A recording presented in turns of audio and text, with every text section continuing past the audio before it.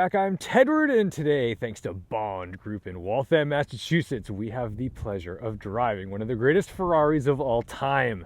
This is the 1967 Ferrari 330 GTC. It has a 4-liter Colombo V12, naturally aspirated, of course, mated to a 5-speed dogleg manual and gated gearbox. It makes about 300 horsepower, and this is the short wheelbase V12 GT car of your dreams, at least of my dreams, because this is Ferrari to me. I love the subtle Pininfarina design. This is not a shouty in-your-face thing. It is all gentlemanly class.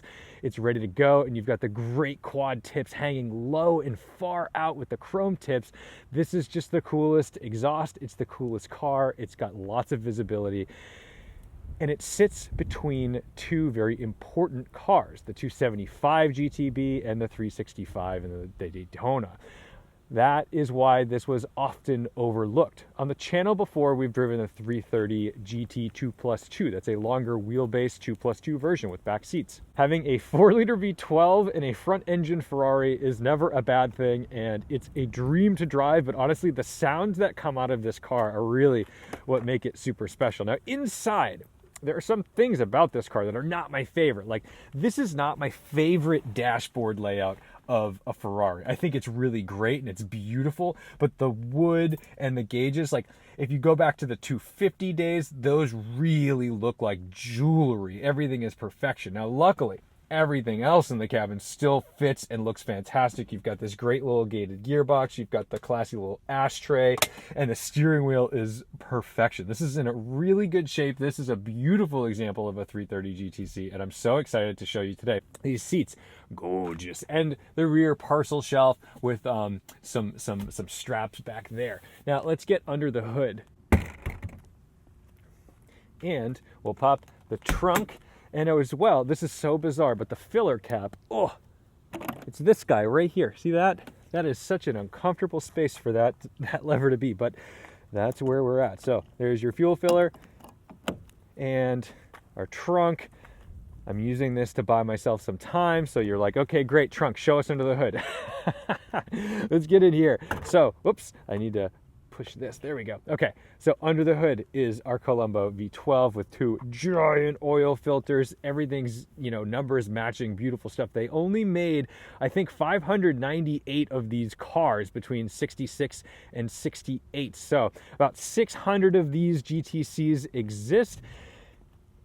And I would love to have one. They have since gone way out of budget. Man, I think I don't know what this will go for. I think we're in like the $400,000 range, give or take. But it could be give a lot more. This could be a $500,000 car. Gluing us to the road on these cool wire wheels with knockoffs. Let's make sure that goes nice and slow. Gluing us to the road on 14-inch wire wheels. Oh yes, with the knockoffs, we have these Michelins. They're 205 section tires all around, and we have disc brakes. How nice. But yeah, so I don't want to waste time. I want to drive. This thing is the coolest, and I want to make some noise, and I can't do that sitting in a parking lot. So let's get out there. To start the 330, we've got our key, we've got an ignition. Very simple. We're just going to turn it, listen to our fuel pump.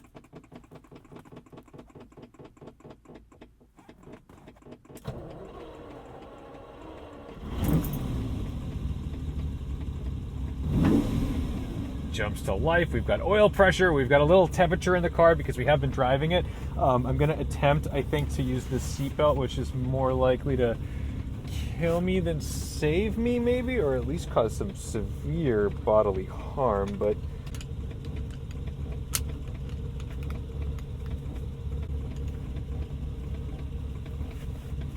we've got a handbrake here. Put that down, and then it's a dog leg, so reverse is over and forward.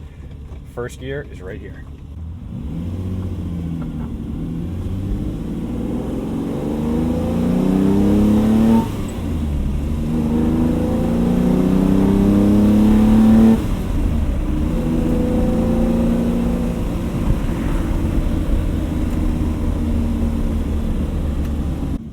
So I've been out out driving this for a little while. We've got water temp coming up, oil temp in these old Ferraris. You know, sometimes the needle sometimes just never moves, and if it does, it just gives you a tick. So, you know, just know that like we are okay. We have been driving the car is warm.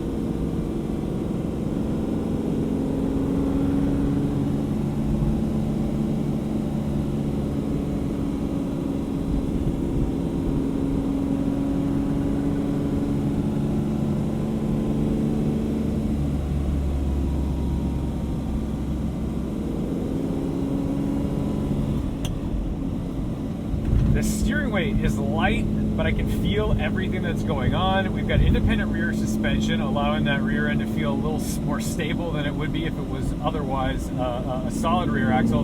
And the short wheelbase means that the car changes direction nicely. Now there's still a little bit of, I don't want to say miscommunication, but like the front happens before the back. And there's still a little bit of a difference, which is just that 1960s kind of vibe. But part of that is because this is a GT car, not just some tiny little sports car like maybe that Alfa Romeo Giulietta Spider Veloce that we drove.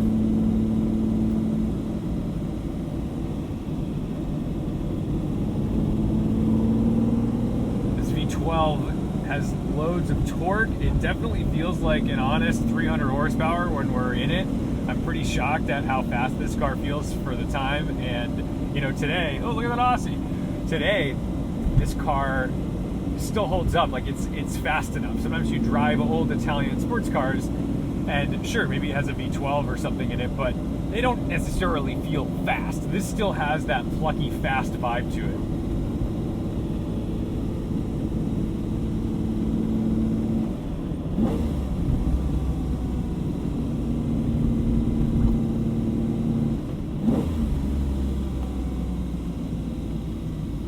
Whenever I'm in a gated manual, I always find myself looking at the gates. They're fun.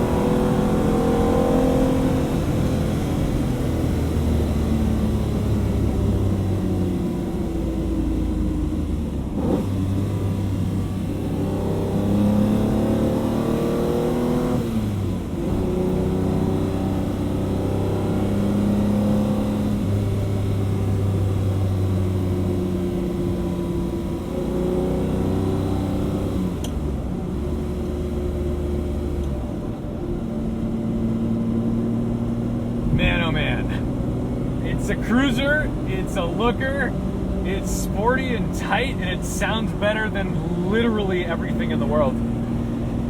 It's worth every penny, and I've fallen in love. This is the kind of car that makes me a Ferrari fan. This brand is so important and so renowned because of this experience, and it's probably, honestly, it might be a better experience today in 2024 than it was in period. Like, with the auto industry going in such kind of an unfortunate direction toward electric cars and self-driving and more focus on accessories and infotainment than driving experience, getting behind the wheel of something raw and dialed and fun and emotional feels more foreign than it ever did.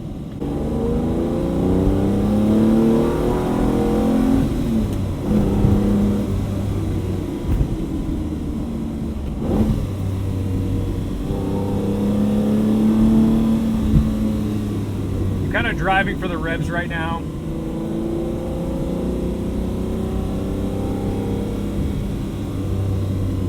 The roads are a little cold.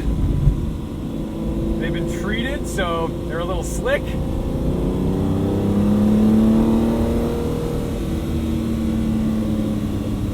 And there might be some potholes, so we don't want to be caught off guard in an expensive vintage Ferrari, but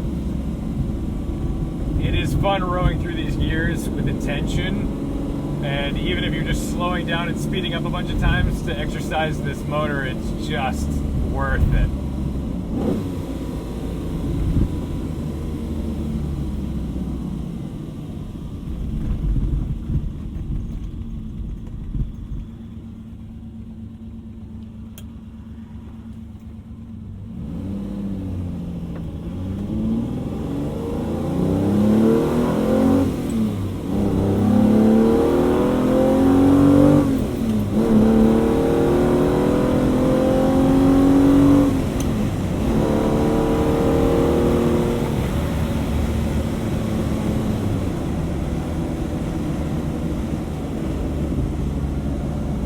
Very comfortable and stable and happy at highway speeds. Like, holy cow, this is no joke. It's so smooth. This is smoother than my Lexus. If you have the means, you must buy this vehicle.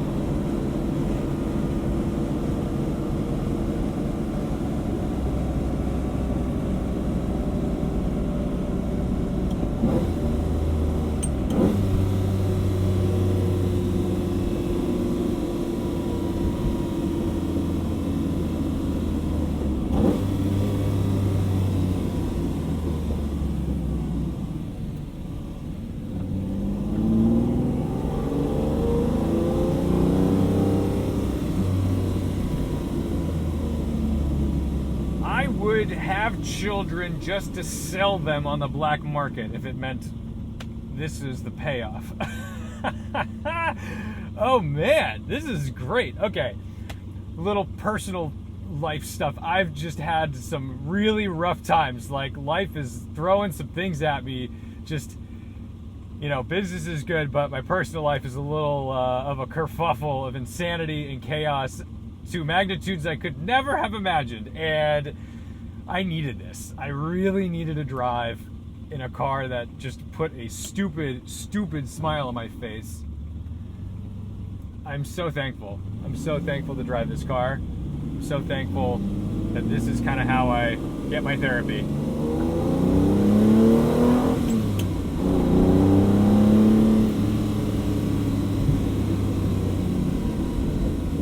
So thank you to Bond Group for tossing the keys to an immaculate, beautiful, and well-tuned 330 GTC. Holy cow. More V12s in my life. I don't even want to upshift. I should upshift so you can hear me. But I like the sounds. It's fun. Thank you guys so much for watching, liking, commenting, and subscribing. Don't forget to respect the drive, whether you're driving a Kia Niro or a vintage Ferrari. And I'll see you in the next one.